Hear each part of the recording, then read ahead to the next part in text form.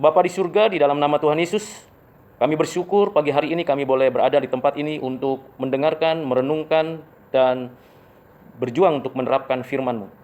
Kiranya Roh Kudus memberi pencerahan kepada tiap-tiap kami dan kekuatan untuk kami menjadi pelaku firman. Hamba-Mu yang terbatas, kiranya Engkau berikan bijaksana dan taruhlah kata-kata yang tepat, agar setiap kami, baik hamba-Mu yang menyampaikan dan kami yang mendengarkan, kami sama-sama beroleh pertolongan dan bijaksana dari Tuhan untuk menjalani kehidupan kami. Terlebih khusus dengan topik tema tentang keberdosaan kami. Tuhan tolong kami, sertai kami. Dalam nama-Mu Tuhan Yesus kami berdoa dan bersyukur. Amin. Ibu Bapak yang kekasih dalam Kristus, kalau kita berbicara tentang dosa kan sudah nggak perlu dibicarakan lagi sebenarnya. Kenapa tidak perlu dibicarakan? Karena kita semua orang berdosa kan? Atau ada di sini orang yang suci?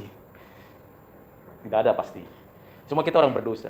Jadi kalau kita pikir-pikir, kita renung-renungkan, tadi malam saya mulai memikirkan, kenapa mesti dibicarakan lagi ya dosa?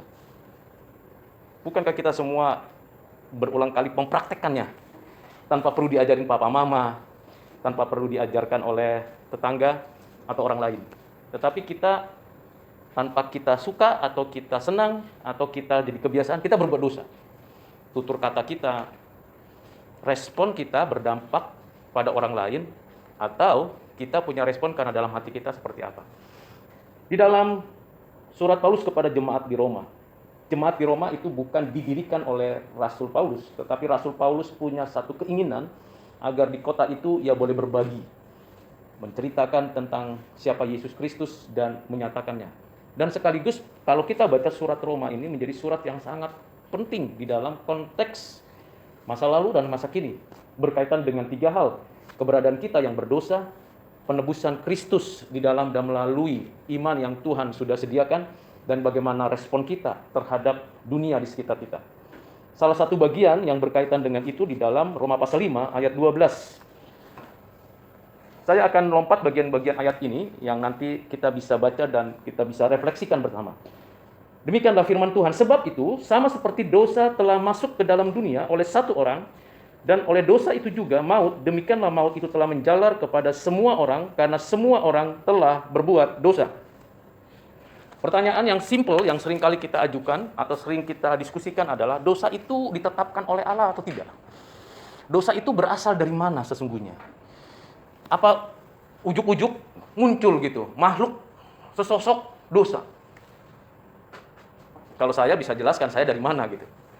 Saya bisa jelaskan background saya. Tapi dosa itu di mana munculnya? Ada di mana sebenarnya dosa itu? Suatu ketika dalam sidang tesis saya, seorang doktor yang menguji saya menyampaikannya kepada saya. Pak Rudi, saya ingin tanya, pertama kali istilah dosa itu muncul di dalam Alkitab di mana? Padahal saya nggak bicarakan itu di tesis saya. Tiba-tiba muncul pertanyaan itu. Dan sesaat saya sedikit bingung, di mana ya? Saya suka baca Alkitab, mempelajarinya, tapi pertanyaan itu menohok. Mengapa? Tak pikir-pikir seringkali kita belajar hanya memahaminya dengan pikiran sendiri gitu, tidak melihat keseluruhannya. Lalu perlahan saya buka Alkitab, saya temukan kata itu pertama kali muncul, yaitu di dalam Kejadian pasal 4 ayat 7. Apakah mukamu tidak akan berseri jika engkau berbuat baik, tetapi jika engkau tidak berbuat baik, dosa sudah mengintip di depan pintu. Ia sangat menggoda engkau, tetapi engkau harus berkuasa atasnya. Kata pertama kali. Tetapi apakah itu artinya dosa itu ada dan keberadaannya seperti sesosok makhluk? Kalau mengintip kan ya, artinya itu ada tempat persembunyian, lalu ada peristiwa di depan, lalu kita lihat gitu. Dosa diibaratkan seperti sesosok makhluk. Kalau kita membaca, mempelajari kitab Kejadian, kita menemukan bahwa istilah yang disampaikan mengintip itu bukan berarti itu betul-betul sesosok makhluk.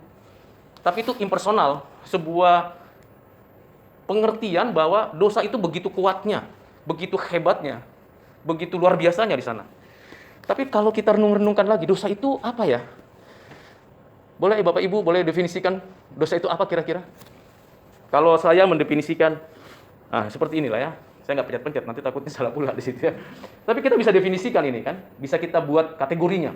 Dari warna, bentuk, fungsi, lalu kita bisa cari siapa yang buat ini, pabriknya di mana, kita bisa definisikan. Dosa di mana? Dosa apa? Oh, ini dosa. Enggak. Dosa itu bukan entitas. Dosa itu bukan entitas. Nah, ini sesuatu yang mungkin direnungkan saja dulu, ya, nanti kita bicarakan lagi kalau mau bertanya. Tuhan menciptakan segala sesuatu dari tidak ada menjadi ada, itu baik adanya. Baik adanya. Dan bahkan dikatakan lagi di dalam ayat 31 kejadian 1 ayat 31, sangat amat baik. Tidak ada kejahatan di sana. Walaupun ada istilah di dalam kejadian 1 ayat 2, bumi belum berbentuk dan kosong, gelap gulita menyelimuti samudera raya, itu bukan berarti ada kejahatan di sana.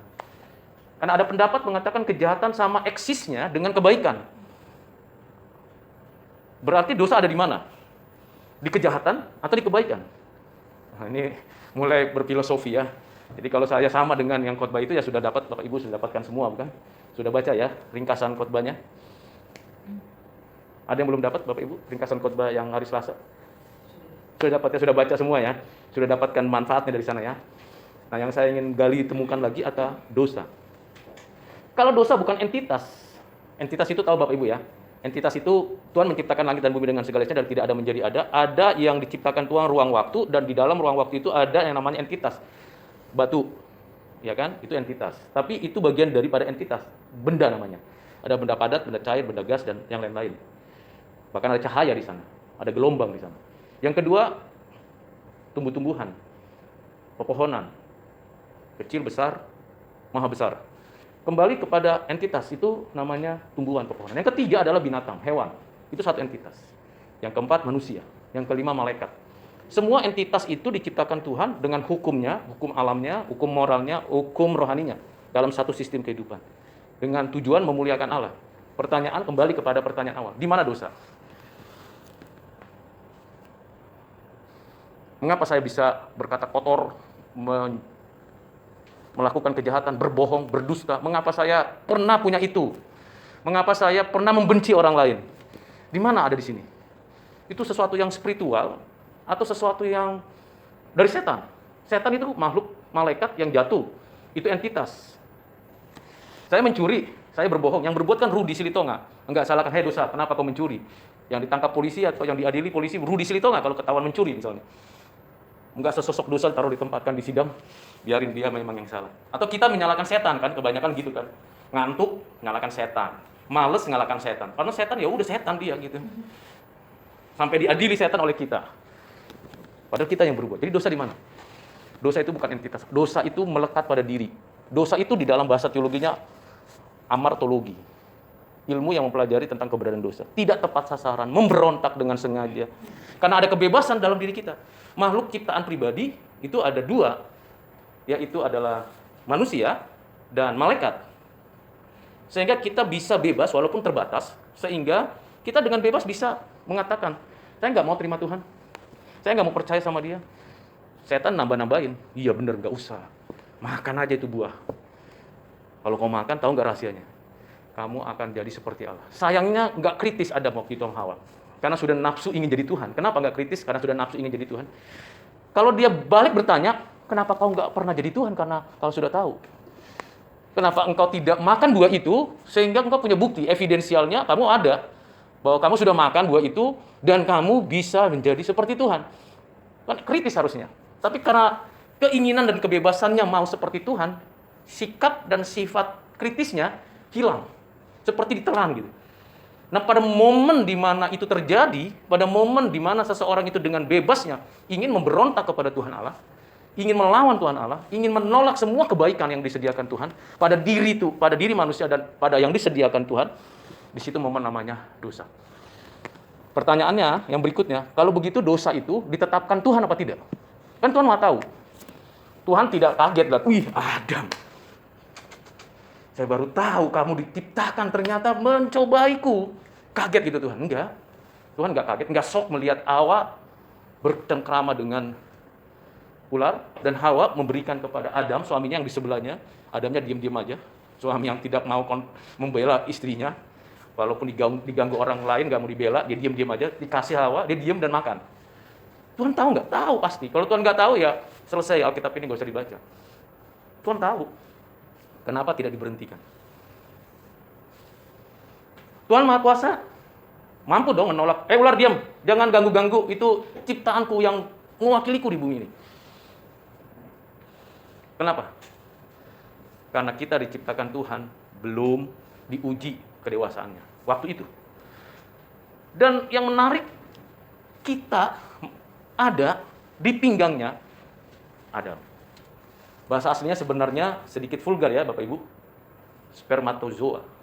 Di spermanya Adam, kita semua umat manusia.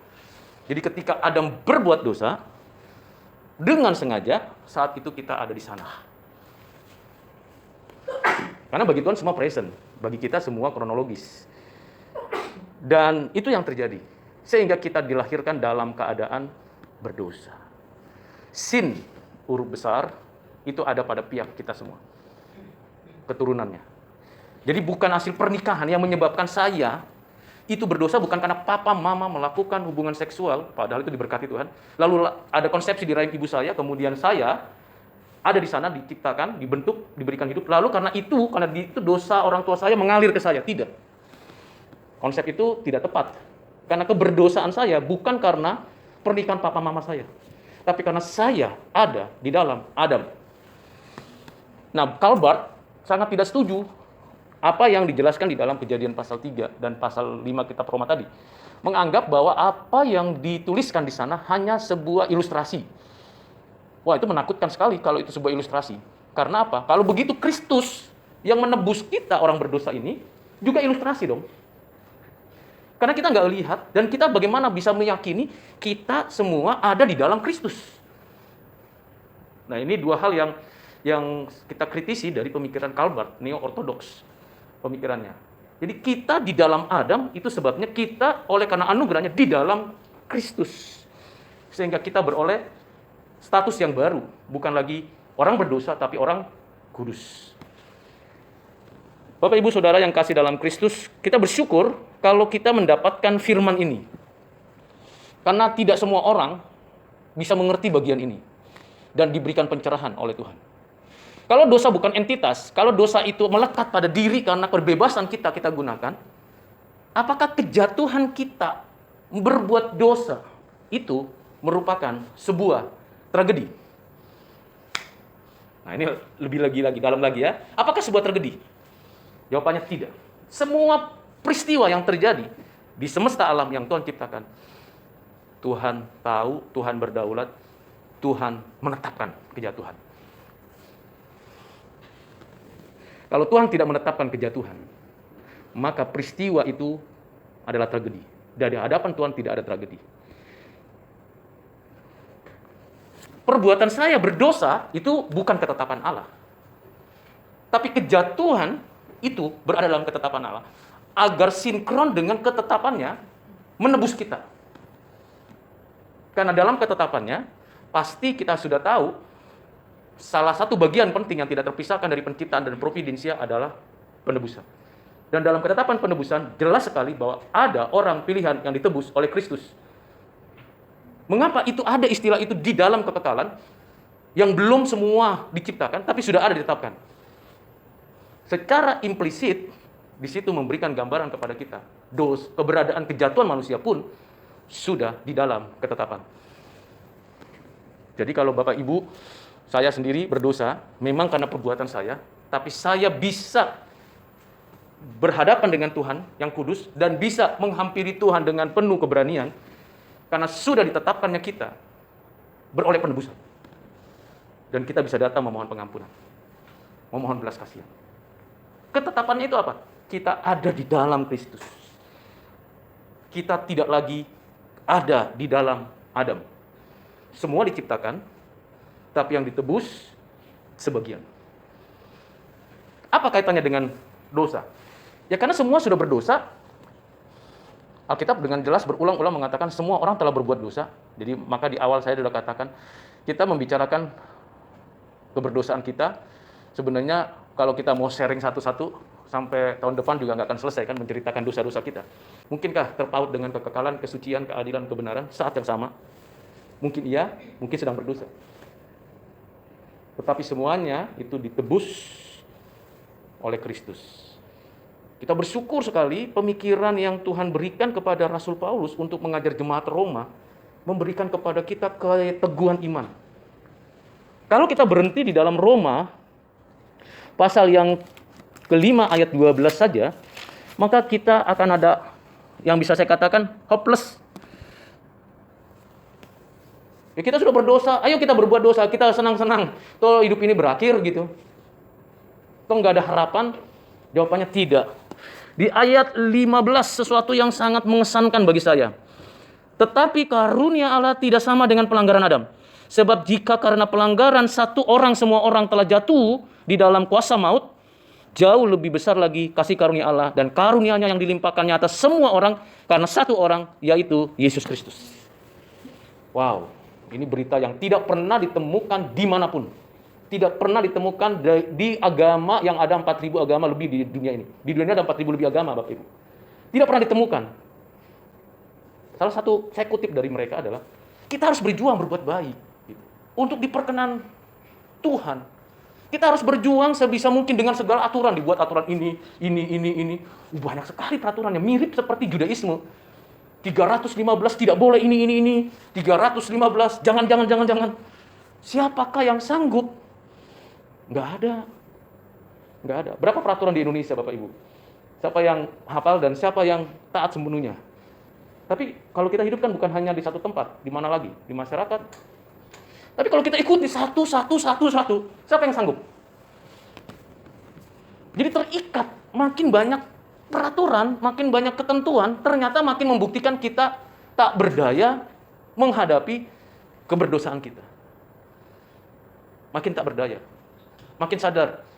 Itu sebabnya saya senang kali kalimat daripada Rasul Paulus ini yang dituliskan, tetapi karunia Allah tidak sama dengan pelanggaran Adam. Wow, tidak sama, itu melampaui. Pelanggaran Adam itu merusak kita semua. Tapi kita jangan menghakimi Adam ya, karena kita nggak punya hak. Kalau kita ada Adam misalnya kita taruh di meja ini, kemudian kita bilang, Adam gara-gara kamu semuanya ini terjadi. Sama seperti kita salahkan orang tua kita, kalau orang tua kita begini dan begitu. Itu karena papa saya. Itu karena kakek buyut saya. Jangan, Bapak Ibu. Lebih baik kita introspeksi diri, memperbaiki diri, daripada menyalahkan orang lain. Jangan berulang respon Adam ketika diadili oleh Tuhan di Taman Eden. Belum diusir loh. Belum diusir, tapi diadili di Taman Eden. Adam, di mana engkau? Aku takut, Tuhan. Aku sembunyi. Lalu, ini perempuan ini. Wah, enak banget ya. Dia yang terima kok, nggak nyalain diri gitu. Nggak salahkan, nggak introspeksi diri. Tuhan mengatakan melalui Rasul Paulus, kasih karunia Allah itu melampaui pelanggaran Adam. Banyak ya pelanggaran Adam, dan yang paling final adalah kematian. Kematian akibat dosa. Upah dosa adalah maut. Roma 6 ayat 23. Semua orang telah berbuat dosa, semua orang sudah dalam kematian. Sebelum kita di dalam Kristus, kita, tiap-tiap individu, ada di dalam kematian. Kematian itu apa sih dalam bahasa Alkitab? Terpisah. Terpisahnya kita dengan fisik itu meninggal. Terpisahnya kita dengan Allah, dan Allah tidak membiarkan kita, tapi tetap memelihara kita, tapi kita tidak mampu total datang kepada Allah. Itu namanya kematian rohani. Dan akan ada keterpisahan kekal, yaitu kematian di api neraka. Itu akibat dosa. Tapi dampaknya merusak lingkungan, menyalahkan orang, mencoba untuk membela diri, dan beragam. Semua itu pelanggaran yang Adam pernah lakukan, dan itu ada di sana kita, semuanya selesai di dalam kasih karunia. Grace alone. Wow, luar biasa. Saya selalu terkagum-kagum dengan kalimat ini. Kenapa? Kata ini membuat saya semangat untuk jalan hidup berikutnya. Oke, saya berdosa, tapi saya tahu Tuhan berbelas kasihan sama saya dan saya harus perbaiki hidup saya. Saya harus jalankan hidup saya. Ada kasih karunia Tuhan yang beyond, melampaui pelanggaran saya. Kerjakanlah keselamatanmu. Kalau ada dosa, kata Rasul Yohanes dalam 1 Yohanes 1 ayat 9, jika kita mengaku dosa kita, maka Ia setia dan adil mengampuni dosa kita datang. Rasul Paulus mengingatkan lagi, semua anggota tubuh kita dipersenjatai untuk kebenaran, bukan untuk diri kita. Kita bisa itu semua karena kasih karunia. Karena kasih karunia. Dulu saya pemain karate, silat, kungfu. Kalau ketemu orang inginnya ya baku pukul ya, untuk latihan. Untuk siapa yang kuat, siapa yang hebat. Tetapi tahun 90 saya bertobat, dan saya tinggalkan semua itu. Saya tahu ada yang jauh lebih penting dari apapun, yaitu kasih karunia Allah. Sehingga kita tidak bicara dosa melulu gitu. Tapi kita tidak bisa menyangkali bahwa kita orang berdosa. Ini paradoks. Satu sisi kita harus sadar kita orang berdosa, di pihak lain kita sadar kita menikmati kasih karunia yang melampaui pelanggaran-pelanggaran Adam, termasuk di sana kita. Di ayat berikut, di dalam ayat ini juga dikatakan, sebab jika karena pelanggaran satu orang semua orang telah jatuh di dalam kuasa maut itu bicara soal bukan hanya bicara kematian saya, tapi dosa itu punya power. Seolah-olah dia punya kekuatan yang mendorong kita melawan Tuhan, memberontak Tuhan, menyakiti sesama, melukai orang lain, merusak alam. Kuasa itu kita kalahkan, kita menang karena Kristus sudah menang atas itu. Bapak Ibu Saudara, punya pergumulan apa di dalam keberdosaan kita masing-masing? Dosa apa yang masih tersembunyi, yang melekat di hati? Segera, jangan tunda. Saya ingat satu buku yang ditulis oleh Jonathan Edwards, bicara tentang komitmen dia. Ada lebih dari 50 komitmen dia. Tiap hari, sebelum dia pergi pelayanan, sebelum dia menggembalakan jemaat, sebelum dia beraktivitas, komitmen itu di hadapan Tuhan dia baca, dia tulis sendiri. Saya nggak mau ini, saya mau perbaiki ini. Semuanya konstruktif untuk membangun diri. Jadi tidak terkurung oleh masa lalu nggak bisa dihapus, tapi tidak terkurung di sana. Kita move on ke depan. Dulu saya benci dia, sekarang saya mengasihi dia. Dulu saya berkelahi, sekarang saya bersahabat. Dulu saya melakukan ini dan ini, sekarang saya maju. Kenapa? Karena ini. Sebab jika karena pelanggaran satu orang semua orang telah jatuh ke dalam kuasa maut, jauh lebih besar lagi kasih karunia Allah dan karunia-Nya yang dilimpahkannya atas semua orang karena satu orang, Yesus Kristus. Sentral daripada hidup kita, Yesus Kristus. Tanpa pengetahuan yang benar, tidak mungkin orang diarahkan kepada iman yang benar. Tanpa iman yang benar, tak mungkin ada karakter yang saleh. Ini bukan simbolik ya, Bapak Ibu. Ini betul-betul harus di dalam hidup. Saya mesti tahu, saya mesti ngerti, saya harus mendalami pengetahuan yang benar. Yang objektif, yang logis, yang komprehensif. Supaya saya mengerti itu, tentu karena kasih karunia Allah, dan saya mau hidup di dalam Kristus, dan kemudian secara progresif saya memiliki karakter yang salah. Progressive sanctification. Bagaimana kita melawan dosa? Jangan didiamkan, karena kalau didiamkan, kan yang penting aku nggak mencuri, benar. Yang penting aku lagi tidak berbohong lagi, benar. Yang penting aku tidak berzina, benar. Tetapi hanya bersifat diam. Itu jauh lebih mudah jatuh lagi, dosa lagi, berdosa lagi. Dibandingkan dengan, saya tidak mencuri, tapi sekarang saya kerja keras untuk orang lain. Saya tidak berbohong, tetapi sekarang saya berkata-kata benar kepada sesama. Jadi ada suatu perlawanan untuk kita menyangkal diri dengan cara kita melakukan tandingannya, dosa itu yang mungkin bisa saat ini masih ada bercokol di dalam hidup kita. Mengapa kita masih mungkin jatuh berdosa? Walaupun kita sudah di dalam Kristus. Pertama, karena kita masih menggunakan tubuh ini. Nanti kalau kita punya kebangkitan tubuh di langit dan bumi yang baru, nggak mungkin kita berdosa lagi. Yang kedua, setan. Setan itu jangan anggap remeh Bapak Ibu. Itu menggocohnya itu beragam. Bisa dengan ajaran sesat, orang-orang duniawi ditawarkan, bisa dengan gelimangnya harta benda, bahkan bisa dia sendiri merasuki orang lain. Dalam pelayanan saya di perdesaan atau pedalaman, seringkali saya muncul berhadapan dengan orang-orang yang kerasukan. Karena dia latar belakangnya bukan orang percaya. Dikuasai. Perempuan tapi ngomongnya pakai bahasa laki-laki, intonasinya. Kita injili, kita sampaikan berita Injil. Setan itu betul-betul luar biasa. Dan kita harus lawan. Tapi jangan tengking-tengking lulu ya. Orang temen yang ngantuk gini, ditengking gitu. Setan ngantuk, pergi. Orang tadi malam baru tidur jam 4 pagi. Ya, jam 7 mesti ada di kantor, ngantuk dia, ya wajar lah. Nggak usah ditengking-tengking itu, ya kan? Aneh kan kalau ditengking-tengking orang dia. Kalau saya lagi itu ngantuk kemarin, nonton bola sampai jam 5. Iya, ya udah tidur dulu lah 1 jam. Tidur 1 jam pagi-pagi, itu bikin kepala pusing. Kalau saya ya, nggak tahu Bapak Ibu kalau tidur pagi-pagi itu pusing nggak kepala. Jadi, kita harus tahu dua ini, ya kan? Yang ketiga adalah orang dunia. Orang dunia itu mencoba untuk kita ditarik. Kalau iman saya tidak di dalam Kristus, dengar tausiah dari orang lain dan kenceng banget, menarik loh. Strateginya menarik, volumenya bagus, suaranya mantap, contohnya baik. Wah, bener juga ya. Gue bisa hijrah ke sana gitu ya, melangkah. Menarik kok. Kelihatannya penjelasannya baik gitu. Tetapi karena di dalam Kristus Tuhan berikan bijaksana. Ini nggak tepat, ini nggak benar. fokusnya hanya dunia, fokusnya hanya diri. Tuhannya di mana? Terakhir, sebelum kita diskusi dan tanya jawab tentang keberdosaan ini, di ayat yang ke-17. Sebab jika oleh dosa satu orang maut telah berkuasa atas satu orang itu, maka lebih benar lagi mereka yang telah menerima kelimpahan kasih karunia dan anugerah kebenaran akan hidup dan berkuasa oleh karena satu orang, yaitu Yesus Kristus. Hidup dan berkuasa. Lawanlah si jahat. Dan jangan andalkan kekuatan sendiri. Lawan tiap hari dan hadapi dengan serius. Jangan disimpan sedikit pun kemungkinan kita berdosa. Jujur saja apa adanya. Tapi kadang-kadang jujur saja apa adanya, seperti Abraham yang tidak jujur apa adanya ketika dia masuk ke tanah Mesir karena kelaparan. Abraham bilang, panggil sama itu, Sarai, bilang ya, kamu itu adikku. Memang secara sistem kekerabatan dia masih satu keluarga. Memang dia adik gitu. Dari sisi umur juga dia adik dalam sistem kekerabat. Bilang adik, jangan bilang kamu itu istriku. The hard truth is not truth. Wow, pujangga-pujangga lihat, wah ini kesempatan saya bikin jasa kepada Firaun.